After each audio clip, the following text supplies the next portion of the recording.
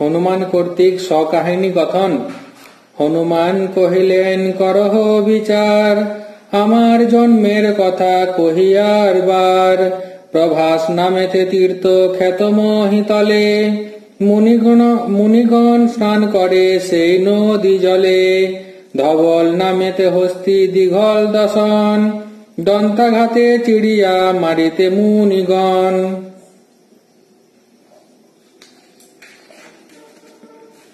ভরদ্বাজ মহারিষি ঋষির প্রধান, দন্তসারি যায় হস্তি নিতে তার প্রাণ।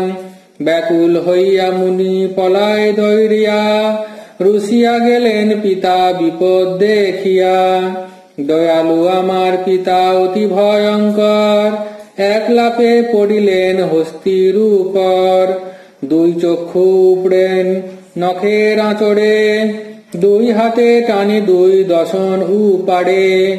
দন্ত উপাড়িয়া তার পেটে দেয় দন্ত, দন্তাঘাতে মাতঙ্গের করিলেন অন্ত।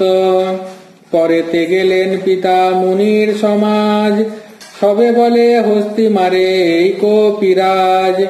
এই দুষ্ট হস্তি ছিল সবাকারী, ইহাকে মারিলে তুমি বানর কেশরী।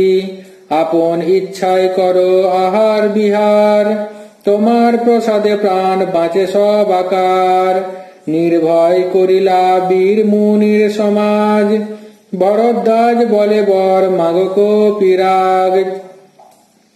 কেশরী বলেন, যদি বর নিতে হয়, তবে যেন পায় এক উত্তম তনয়। মুনিরা বলেন, তুমি চাহিলা যে বর, ত্রৈলোক্য বিজয়ী হবে তোমার কোঙর। বর পেয়ে মুনিগণে করি নমস্কার, মলয় পর্বতে গেল যথা পরিবার।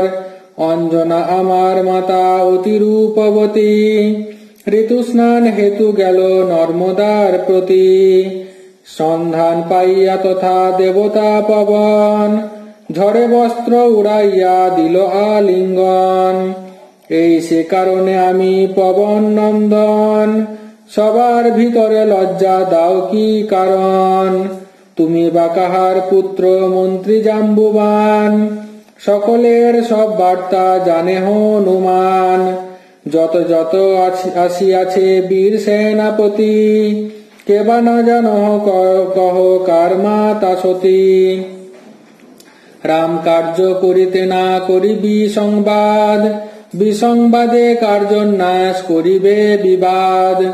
বানর কটকে করি অভয় প্রদান, অঙ্গদ বীরের আজি বাড়াইব মান।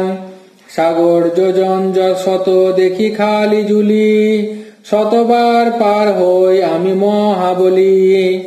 উড়িয়া পড়িব গিয়া স্বর্ণ লঙ্কাপুরী, শত্রু মারি উদ্ধারিব রামের সুন্দরী। তোমা সবে না ডাকিব আমি যুদ্ধ আসে, একাকী আনিব সীতা শ্রীরামের পাশে। পরম হরসে থাকো কোনো চিন্তা নাই, সকলেতে কিবা কার্য একা আমি যাই।